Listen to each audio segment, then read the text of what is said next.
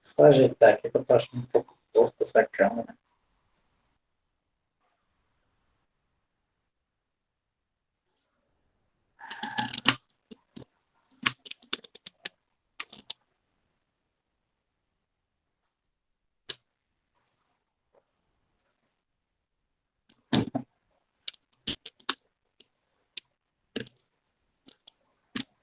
Ajeitar aqui. Ver se eu...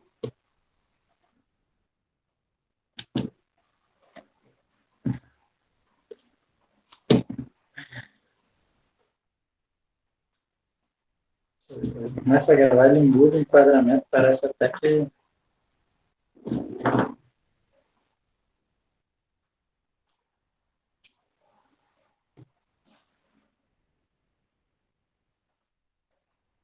Acho que tá bom. Minimamente bom, né? Então, vamos lá. Retomando, né, o conteúdo que a gente falou, hoje eu queria só terminar um pouquinho, um detalhezinho, né, acho que a aula hoje vai ser até rápido, um detalhezinho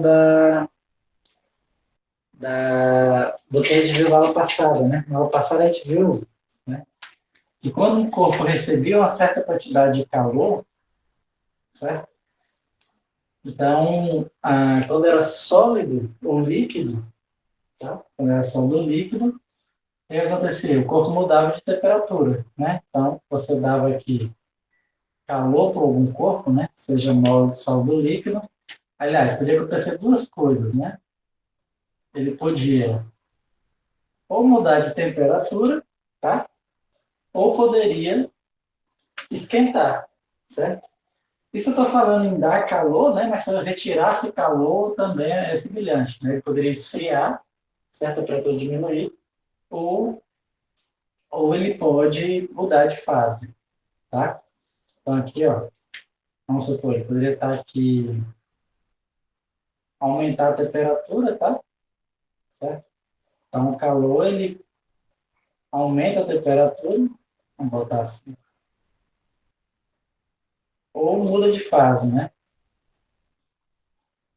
Certo? Vamos só relembrar aqui que quando ele aumenta a temperatura, né, a gente chama de calor sensível, e a equação era essa aqui, né? MC delta T, onde M é a massa do seu sistema, C é o calor específico, certo?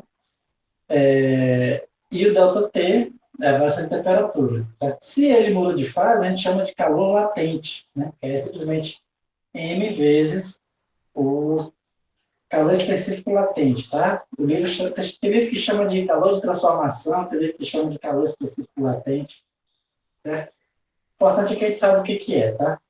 Porque o nome tem, os livros dão vários nomes diferentes. Tudo bem? Então vamos lá, beleza, a gente viu isso aqui, certo? Nós estudamos isso, até resolvemos um exemplo, né? Eu falei até que o calor específico da água, né? O calor específico sensível da água é um dos maiores que existe, né? Que é uma caloria por grama grau Celsius, né? Por isso que onde, onde não tem água, certo? As temperaturas costumam oscilar bastante, né? No deserto do Saara, por exemplo. De manhã a temperatura chega a quase 50 graus Celsius e à noite chega a menos 0 graus Celsius, certo? Já aqui onde a gente está, que é bem úmido, né? De manhã é 30 e pouco e à noite é próximo de 30 também, né? 28, 29 por aí. Então, oscilações bem pequenininhas. Por quê? Porque quem está do lado da praia, né? Então, é muito úmido, certo? E a água, ela tem esse poder como você precisa de muito calor para esquentar a água, certo? Então, ela é como se ela tivesse uma inércia maior, né? Para permanecer na mesma temperatura, tá? A gente vê basicamente isso aqui, certo? Lembrando que a mudança de fase vai acontecer quando você chega, né, na temperatura em que há mudança de fase, certo? Isso para substâncias puras, né? Para misturas, a temperatura de mudança de fase, às vezes nem tem uma temperatura definida, né? Um range de temperatura, certo? Mas aqui está estudando só de substâncias puras, né? De misturas. Se vocês precisarem, vocês vão estudar aí em alguma disciplina que aprofunde isso, tá? E aí, fica o seguinte. Beleza, agora o que eu queria ver era o seguinte. É que se eu misturar, certo? Lembrando que o calor, ele é energia, né? Uma troca de energia, tá? Então, o que acontece? Se eu misturar, certo? Vários corpos, né? Em algum lugar que esteja isolado termicamente, ou seja, vamos supor que eu misturei vários corpos, né? Podia ser que tem um pouquinho de algum líquido, tá? Botei aqui um corpo, então vamos chamar aqui o líquido de ar, certo? Botei aqui um corpo B, certo? E o corpo C. Podia ter botado até vários outros corpos aqui também, certo? Uma coisa que é o seguinte, então esses corpos eles podem trocar calor entre si, tá? Uns vão receber, outros vão dar, certo? A gente sabe que, no final das contas, todos eles vão terminar com a mesma temperatura, tudo bem? E aí, tem como a gente descobrir essa temperatura final, certo? Só sabendo, usando a ideia de conservação de energia, certo? O que diz a conservação de energia? Que a troca de calor entre eles, certo? Sempre vai se conservar, né? A energia não vai sair do sistema, tudo bem? Porque eu estou pressupondo que o sistema está isolado, né? Ou seja, eu teria que estar em um bom isolante térmico, né? Podia ser um isopor, algum outro material, tá? Mas o que eu poderia dizer? Eu sei que o ar, dependendo da temperatura dele, ele pode receber ou doar calor, certo? Então, aqui é o calor que o ar recebeu ou doou, certo? Aqui é o calor que o B recebeu ou doou e o calor que o C recebeu ou doou, certo? O que eu posso dizer é o seguinte, é que a soma de todos os calor, certo? É igual a zero, certo? Isso aqui é a conservação de energia, né?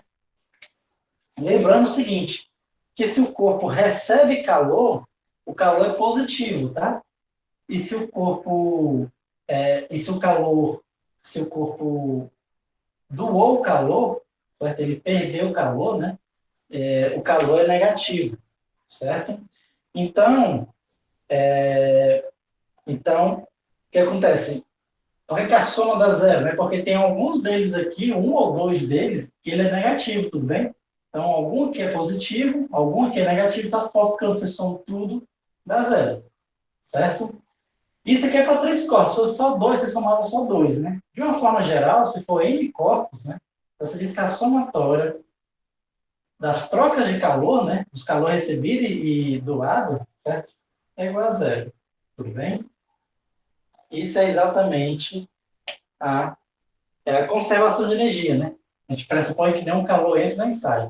Com isso, a gente consegue descobrir a temperatura final do meu sistema. Tá? Vamos resolver aqui uma questão, mas antes da gente resolver a questão, só falar um pouquinho do que é capacidade térmica. Capacidade térmica, certo? Então, a capacidade térmica de uma substância qualquer, certo? Ela é definida da seguinte forma, né? Se você dá uma certa quantidade de calor para esse sistema, certo? E ele variar a temperatura, né? A gente chama de capacidade térmica exatamente a razão entre o calor e essa temperatura, tá? Essa equaçãozinha aqui a gente define a capacidade térmica, tudo bem? Então você pode dizer, professor, mas essa aqui não é muito parecida com essa aqui, não? Bem, na verdade, o que diz? Essa equação aqui, ela vai dizer o seguinte, que para um sólido e um líquido, né, a capacidade térmica é simplesmente a massa vezes o calor específico, tudo bem? Para um sólido e um líquido, tudo bem? Mas isso não necessariamente é verdade, né? Isso não necessariamente é verdade para o gás, tá? A gente vai ver que essa equação ainda é válida para o gás, tudo bem? Na determinada transformação. E essa aqui não necessariamente, tudo bem? Essa aqui não necessariamente. Então, é só uma definição. Aqui eu dei porque a próxima questão que a gente vai resolver, a gente vai precisar dela, certo? E geralmente, né, o que acontece? Muitas vezes o próprio recipiente ele participa da troca de calor, tá? Aqui eu botei só do A, do B e do C, mas se eu dissesse que o meu recipiente também participava da troca de calor, o D, então eu teria que incluir, né, o calor que o recipiente deu ou recebeu aí também, tá? Então eu teria que incluir o calor que ele deu ou recebeu aqui, certo? Então vamos lá. Só para a gente exemplificar, vou resolver uma questãozinha.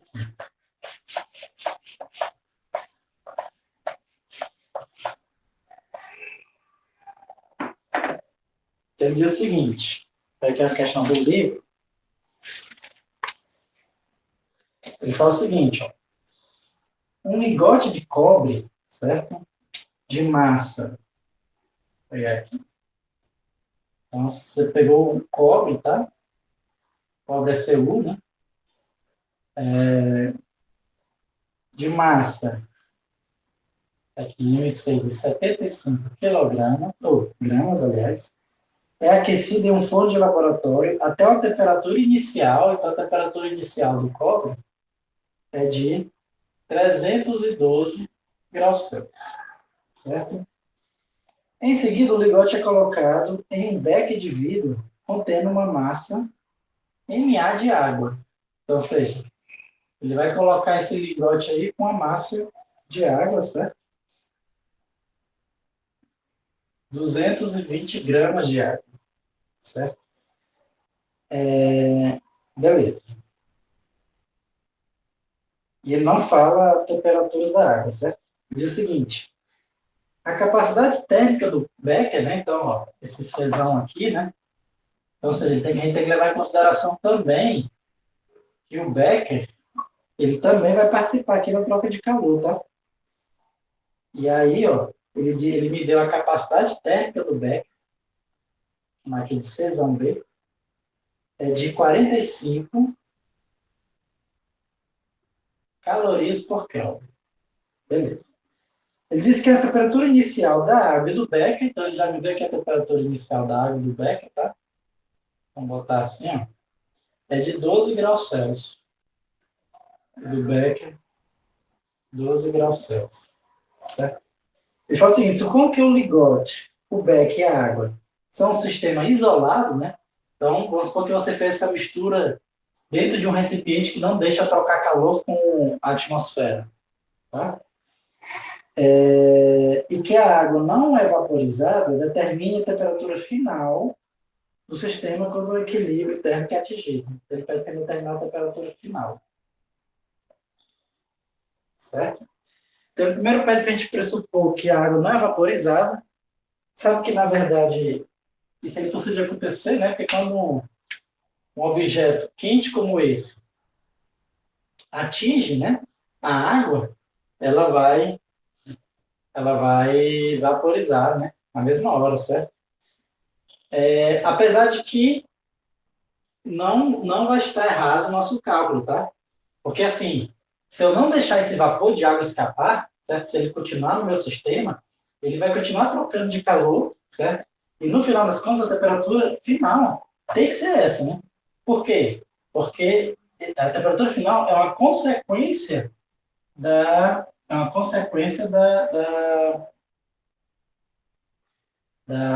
conservação de energia, tá? Então, se eu não deixar o meu vapor escapar, né? Se eu deixo os três presos aqui, certo? O beck, a água e o cobre, né? Não deixar nenhuma massa escapar, mesmo se houver vaporização, certo? A temperatura final continua sendo a mesma, certo?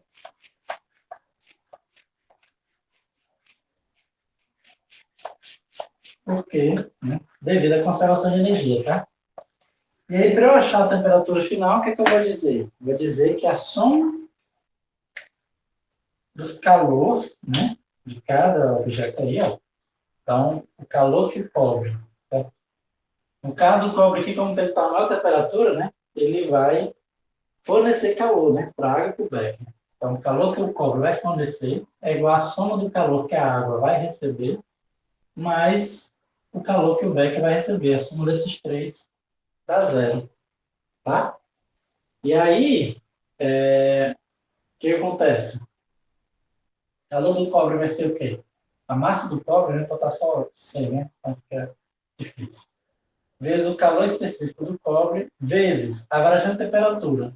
Vai ser a temperatura final menos a temperatura inicial do cobre. Tá? Mais, deixa eu botar aqui embaixo, a da água, né?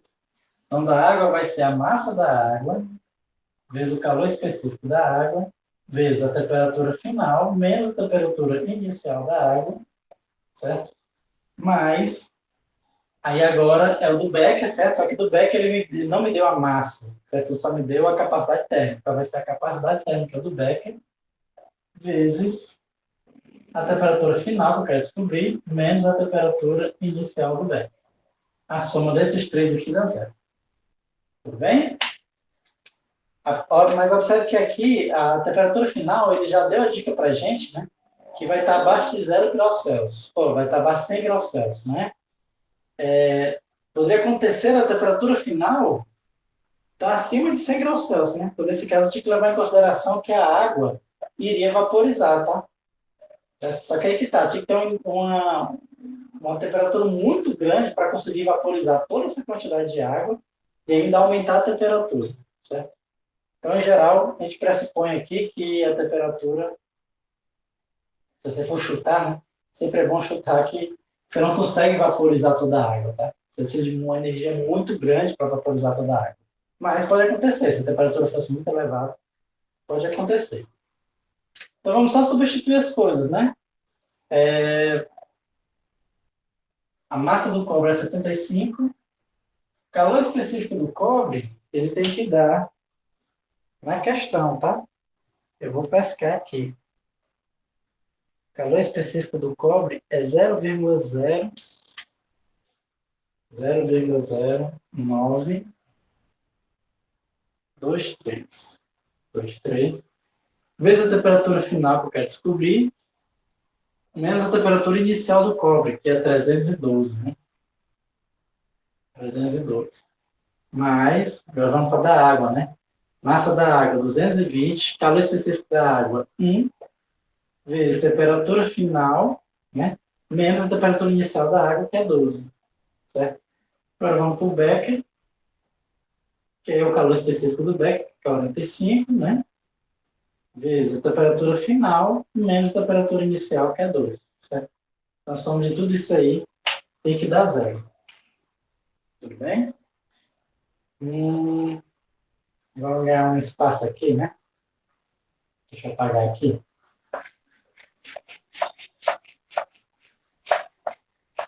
Bom, agora é só cálculo, né? Deixa eu primeiro ver quanto é 75 vezes isso aí. 75 vezes 0,0923 dá 6, vai ficar 6,9225. 9225.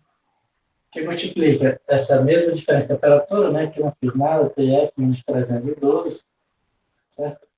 Agora, esse aqui eu já vou aplicar aqui a distributiva, tá? Então, vai ficar 220 TF menos 220 vezes 12. Vamos ver quanto é que vai dar 220 vezes 12. Aqui vai dar menos 2.640 mais, faz a mesma coisa aqui, né? Vai dar 45 TF menos 45 vezes 12. 45 vezes 12, 540. Tudo isso é igual a zero. Certo? Então, vamos lá. Então, aqui eu tenho 220 com mais 45, 265, com mais isso aqui, né? Então, vai dar o quê? 265, 271. Aqui eu também apliquei a distributiva, tá? Aqui vai ficar 265 mais esse quase 7 aí, né? Então, vai ficar 271,9225 TF vai ser igual Aí esse aqui passa para o lado de lá, fica positivo, esse passa para o lado de lá, fica positivo, posso somar os dois, né? Então, somando os dois vai dar o quê? 3.180, mais esse aqui que também fica positivo, né? Esse vezes esse que também fica positivo. Agora eu vou precisar de uma calculadora. 6,9225 vezes 312, isso vai dar, certo? Aqui é negativo, né? Mas quando eu passo para o lado de lá da igualdade, fica positivo. 2.2159,82. Pronto. Então, soma esses dois aqui, né? Deixa eu ver aqui, mais 3, 1, 8, 0. Que vai dar 5.339,82. Dividido por esse número aqui. 271,9225. E aí a gente acha a temperatura final, né? Deixa eu ver quanto é que vai dar aqui. 5.339,82 dividido por 271,925. Bom, a temperatura dá de 19, aproximadamente, né? 64 graus Celsius. Certo? Então, a temperatura final do sistema está 19,64 graus Celsius, tá? Observe que é uma temperatura bem próxima da temperatura inicial da água, né? Vamos só relembrar, a água começou a 12 graus Celsius e o lingote aí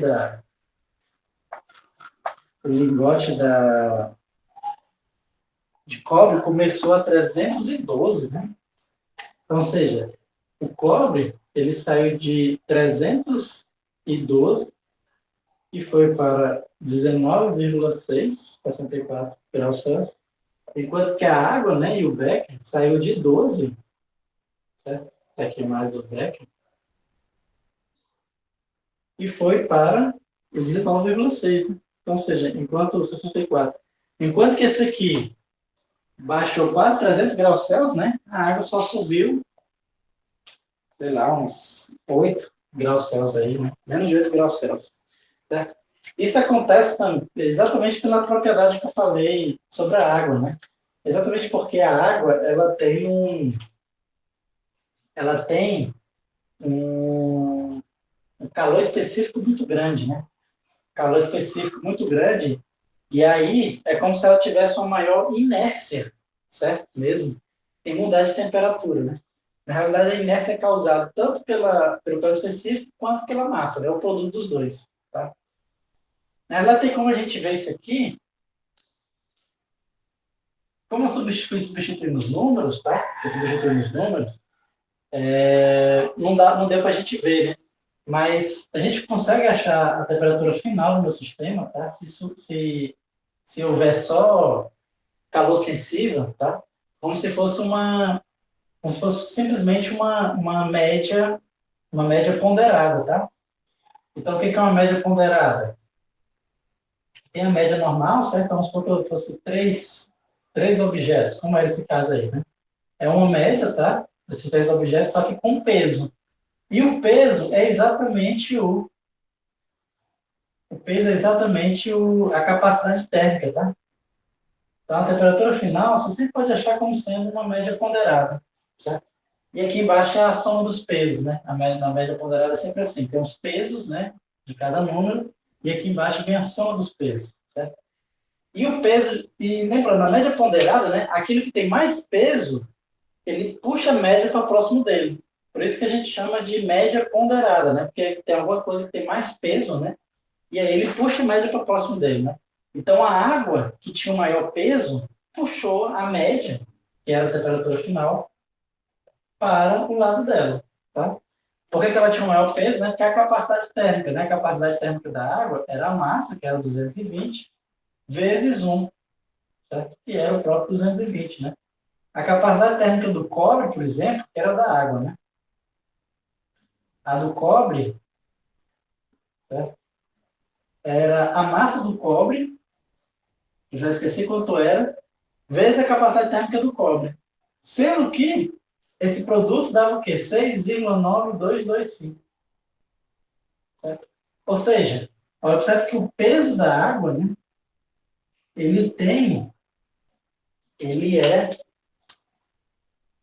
sei lá, 20 vezes maior, né? Se fosse 10, exatamente, quase 20 vezes maior do que o peso do cobre. Então é por isso que a temperatura está bem mais próximo da água, né, do que o do cobre, tá? Certo? Tudo bem? Então, ou seja, o importante aqui é a gente entender que eu consigo achar a temperatura, eu consigo achar a temperatura final só usando aqui conservação de energia, tá bom?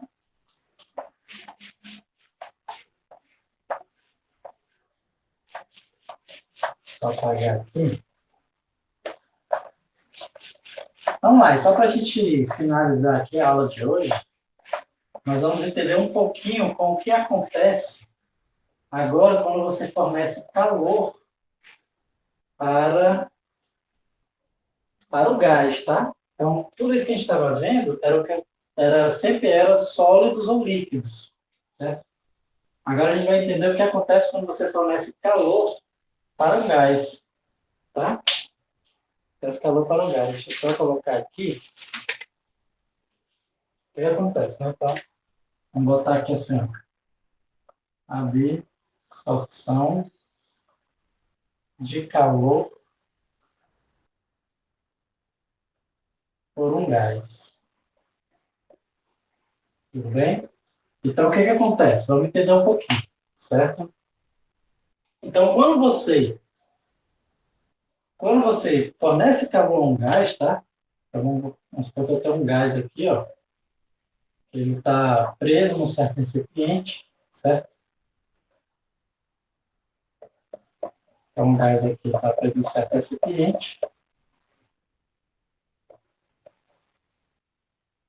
E eu falei para vocês que quando era um líquido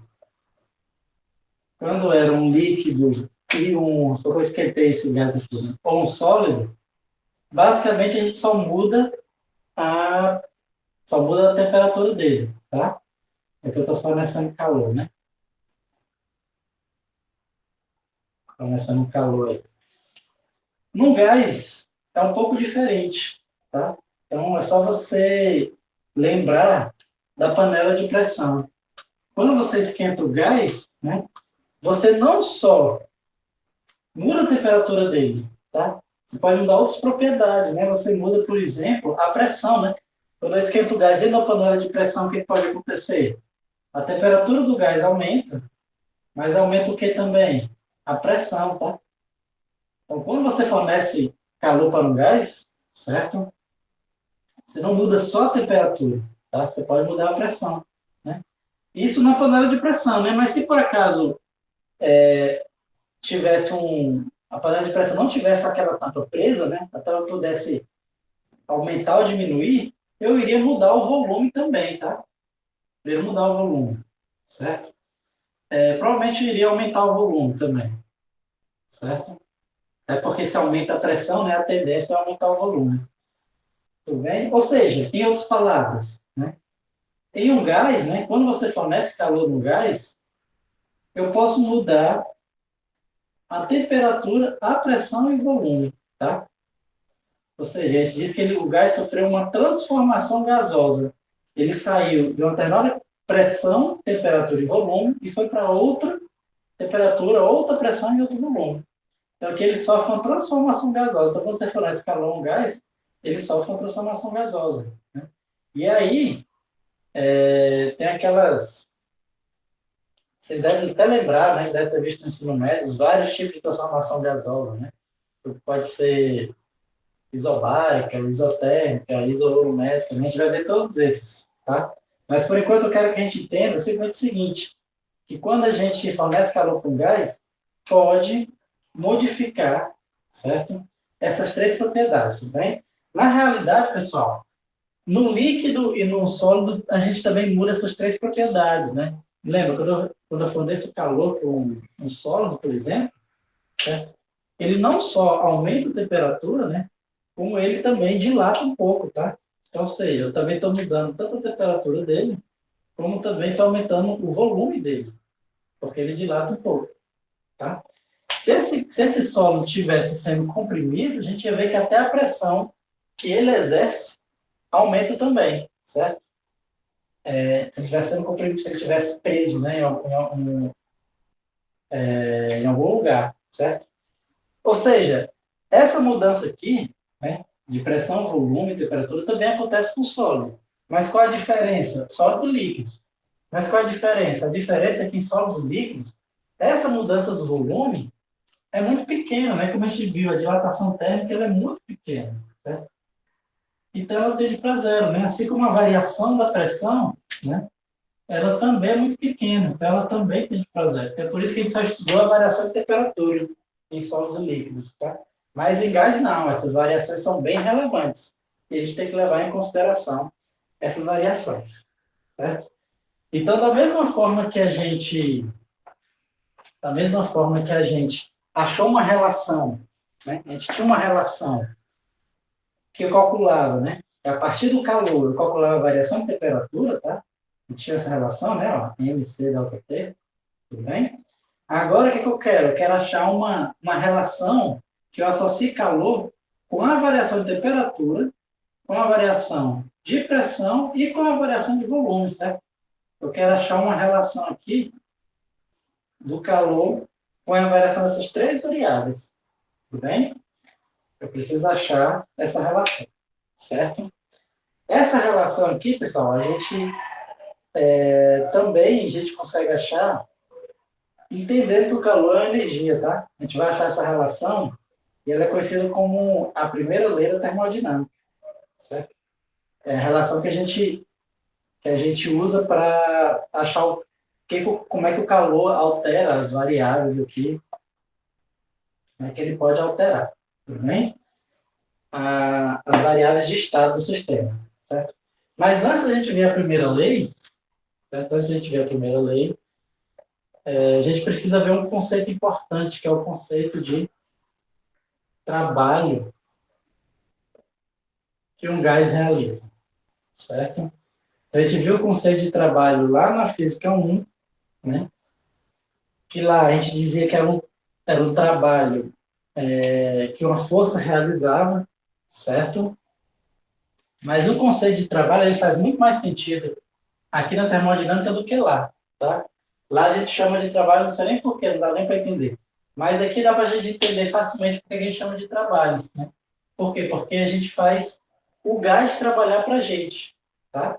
Então, ou seja, está relacionado diretamente com máquinas térmicas, né? Então, toda máquina térmica, como é que ela funciona? O gás está empurrando alguma coisa, certo? Então, no começo, né, das primeiras máquinas térmicas que a gente tinha, né, o gás ele começou a substituir o quê? A tração animal, né? Antes o pessoal usava para moer grãos, né? O moinho, né? Moinho é uma tração animal, né? Fazer o animal rodar, né? Um parafuso para ir moendo os grãos, certo? Ou até mesmo, enfim, para transportar, né? Fazer transporte, a gente usava a tração animal também, certo? Só que o pessoal descobriu que a gente pode fazer gás empurrar alguma coisa. E quando o gás empurra alguma coisa, você pode fazer esse movimento de uma forma inteligente que seja útil para você, tá? É o caso de um motor do carro, né? Basicamente, o que faz o motor do carro? O que faz o carro andar? Lá no motor do carro tem um cilindro, né?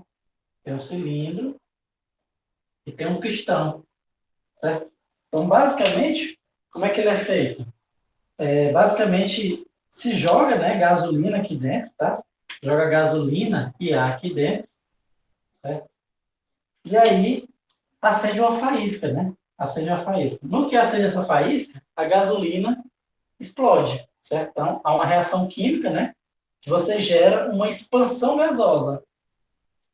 Então, o que é que o gás faz? O gás empurra esse pistão para cima. Certo? Ele empurra esse pistão para cima. E aí, né? Então, dependendo do carro, né? Você pode ter 3, 4 bichos desses, certo? Ou até mais, tudo bem? Mas geralmente os carros vêm com 4, né? Até ver aquelas coisas se movimentando, né? Não sei se você já viu a imagem do motor em funcionamento. A imagem do motor em funcionamento é exatamente, basicamente isso aqui, né? Esse pistão, ele é ligado a um eixo, tá? Ao eixo de rotação do motor, de tal forma que, quando um pistão expande, há um giro no motor que o outro pistão é comprimido. E aí tem explosão desse outro pistão. Aí o outro é comprimido, e aí, esse movimento sempre vai gerando a rotação aqui no eixo do motor. Certo? Tem que ser sincronizado, tá? Se não for sincronizado, não dá certo, né? É um motor que a gente chama de 4 tempos, né? Motor de pistão 4 tempos. Você vai dizer assim, professor, aí o gás vai fornecer trabalho mecânico ou tem outra função? Não, ele fornece um trabalho mecânico mesmo, né? Ele, de fato, ele está empurrando o pistão. É só o fato de ele estar empurrando. Isso aqui, se em vez de fosse um gás, fosse uma pessoa, daria o mesmo movimento. Mesma coisa. Em vez de ser quatro pistões com gás, o gás expandido, fosse 4 pessoas sincronizadas, cada um empurrando, a gente ia ver o motor rodando do mesmo jeito, tá? Sendo que, né, não é interessante você, 4 pessoas, precisar da pessoa. Você traz no caso de ficar se empurrando o pistão para fazer o motor rodar e ele sair, tem que ser sincronizado ainda, já tem essa, né? Então seria muito ruim, né? Então o que a gente pode fazer? A gente pode botar gás ali, que ele empurra o pistão, faz rodar o eixo do motor e aí essa rotação, né, é transmitida para as rodas, que aí faz o carro andar, tá? E basicamente toda máquina térmica que a gente conhece funciona assim, todas.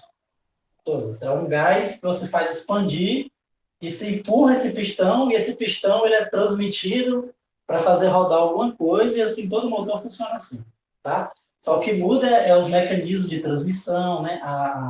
A forma do movimento que você quer, né? Às vezes você não quer uma rotação, você quer outro tipo de movimento. Então tem que usar as várias peças mecânicas, né? Que transformam esse movimento em outro tipo de movimento. Tudo bem? Mas o princípio básico é esse. É sempre um gás expandindo aqui um pistão, certo? E aí, então é por isso que a gente chamou de trabalho, tá? Porque, de fato, o gás, ele realiza o trabalho, né? O trabalho que era para ser do ser humano, do animal fazer, quem está fazendo é o gás, certo?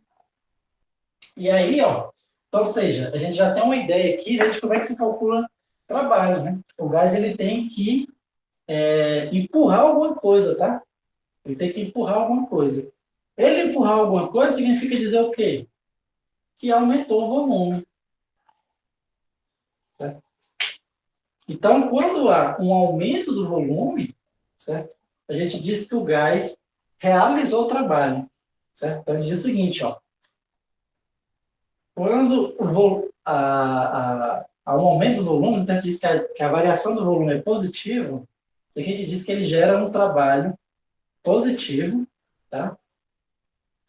Gera um trabalho positivo, e aqui a gente diz que o gás realizou o trabalho, certo? Pode acontecer o contrário também, pode acontecer de, por algum motivo, esse pistão ser pressionado, certo? Nesse caso, a gente diz que é um trabalho realizado sobre o gás. Nesse caso, quando há uma variação negativa do volume, né, ou seja, o volume diminui, diz que o trabalho é negativo, certo? E o trabalho foi realizado sobre o gás. Né? Então, no motor, como eu falei para vocês, né? Para você, tem hora que o pistão expande, né? Mas na hora que um pistão expande, que você dá uma rotação no motor, essa rotação faz com que o pistão de algum lugar comprima, certo? Então, quando é um trabalho realizado sobre o gás, certo? E é através do calor também, né? Que é através do calor que realiza o trabalho. É exatamente isso. Onde é que o calor aqui? É exatamente nessa faísca, tá? Essa faísca, ela gera aqui uma reação química, tá? E aí,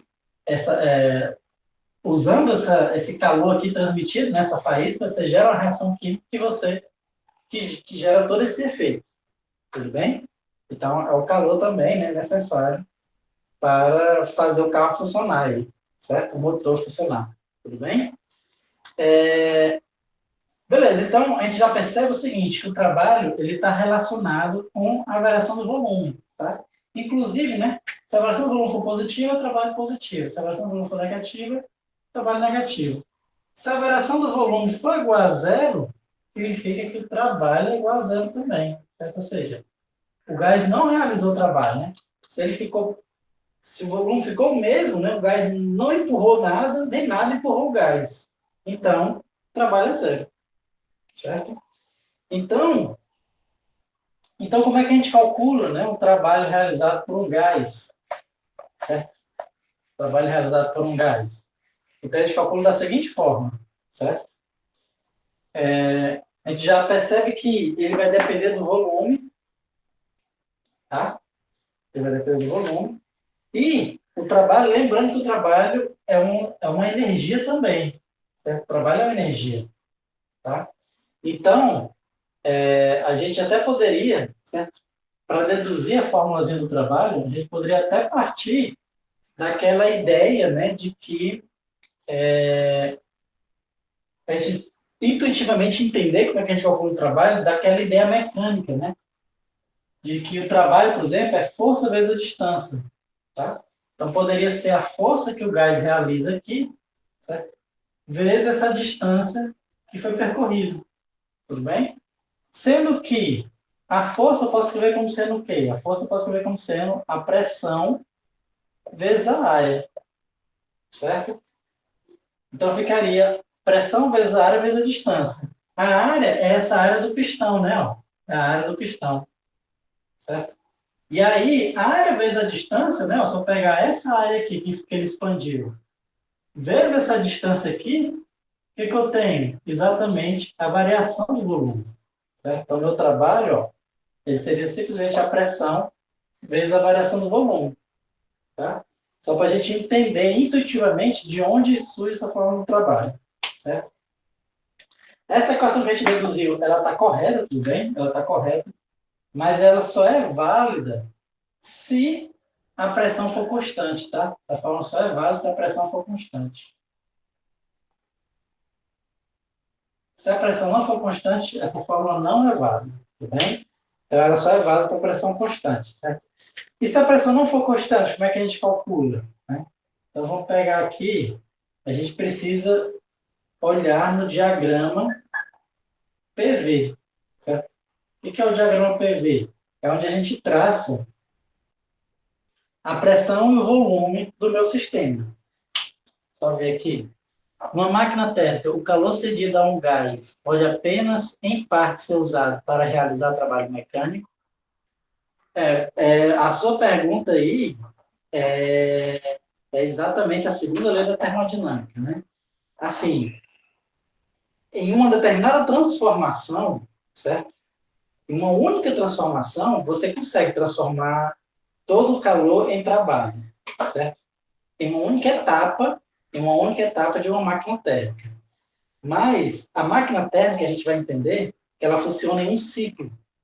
Então, ela sai de um ponto inicial e retorna para o ponto inicial, certo? Ele é sempre um ciclo.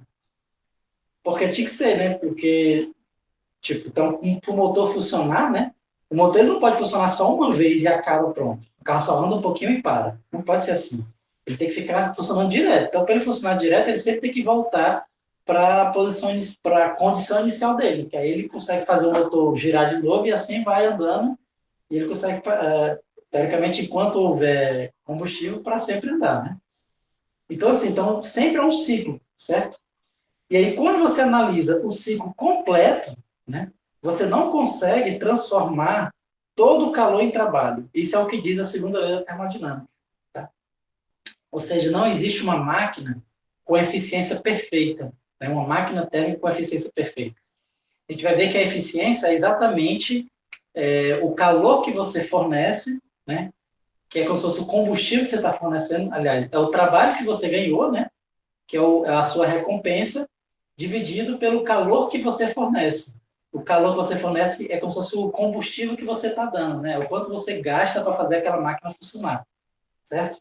Então, é o que você recebe pelo que você gastou, dividido pelo que você gastou, né? Como se fosse um custo-benefício mesmo, tá?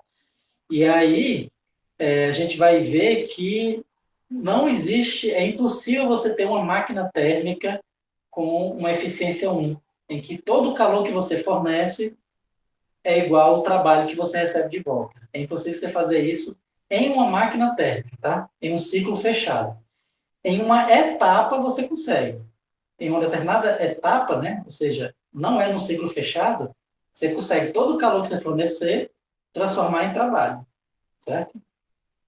Mas você não consegue retornar para o ponto inicial mantendo essa mesma propriedade, certo? Na hora que você retorna para o ponto inicial, você tem que perder o calor que você fornece para vai se transformar em energia térmica, né? Você vai esquentar o seu sistema, tudo bem? Isso é o que diz a segunda lei, né? A gente vai ver isso direitinho a gente vai ver na segunda lei, né? Próxima aula a gente vê a primeira lei, depois a gente vai ver gases ideais, né? Transformação gasosa, e depois é que a gente vai ver a segunda lei, certo? Mas é uma boa pergunta, né? E aí fica o seguinte, só para a gente entender aqui como é que a gente calcula o trabalho, fica o seguinte, então, primeiro, o que é uma transformação gasosa, né? Você vai sair de uma pressão inicial e um volume inicial, tá? Um volume inicial. Então, esse ponto bem aqui assim, ó, ele tem essa pressão e esse volume, certo? E aí esse gás ele vai sofrer uma transformação, né? Ou seja, ele vai passar para várias outras pressões e outros volumes e chegar até uma posição final, né? Vamos supor que isso aqui seja, vou botar um pouco mais baixo aqui, bem aqui assim, ó. Então, aqui seja o volume final e aqui o volume inicial, ou pressão final, certo? Então, nesse caso, para a gente calcular o trabalho em uma transformação que não é isobárica, certo? A ideia, como é? A ideia é como se você dividisse essa transformação genérica aqui em várias transformações isobáricas, certo? Então, ou seja, é como se eu imaginasse que essa transformação aqui fosse formada por várias transformações de traçozinhos constantes, né? Cada traçozinho constante aqui é uma transformação isobárica, né? Porque isobárica é uma pressão constante. Então, cada transformação aqui é eu aproximo por uma transformação a pressão constante, certo? E aí, se a gente avaliar bem, né? O que vai acontecer? O que vai acontecer é o seguinte, só terminar aqui o desenho. Pronto. Então, o que é isso aqui? Né? Pressão vezes a variação do volume. Pressão é como se fosse a altura de cada bichinho desse, e variação de volume é como se fosse a largura de cada retângulozinho desse. Então, pressão vezes volume é exatamente a área de um retângulozinho desse. Certo? Então, ou seja, quando a pressão é constante, eu posso calcular só essa área desse retângulo que eu tenho no meu trabalho. Né? Quando for essa curva aqui, uma curva genérica, né? Se eu dividir em vários intervalos com pressões constantes, né? Eu também consigo calcular, né, o trabalho através dessa área. Tudo bem? E aí, se eu faço esses retângulos tender para zero, né, eu consigo achar exatamente a área perfeita, né, embaixo dessa curva. Ou seja, o que eu quero dizer com isso? Que o meu trabalho, né, quando é uma transformação qualquer, vai ser a área abaixo dessa curva. E a área abaixo dessa curva, vocês aprenderam a calcular lá no cálculo 2, né? A área abaixo da curva nada mais é do que a integral, né, do volume inicial ao volume final da pressão dV, certo? Então, para você calcular o trabalho, né, que é uma transformação qualquer, você tem que saber como é que a pressão, como é a função, né, da pressão em função do volume, tá? Você tem que saber como é que é essa curva aqui, como é que a pressão modificou, né, dependendo do volume, e aí você calcula essa integral aqui. Tudo bem? A gente vai fazer o seguinte, por hoje vamos ficar por aqui, tá? Que está dando mais ou menos uma hora de aula. E aí, na próxima aula, eu vou fazer alguns exercícios de como a gente calcula esse trabalho aqui, tá? Basicamente, é isso, né? É integrando, né? Mas nós vamos fazer alguns exemplos, certo? Então, pode ficar por aqui. Boa noite, Lúcia. Até a próxima semana, né? E eu vou corrigir as coisas, tá? Desculpa não ter corrigido.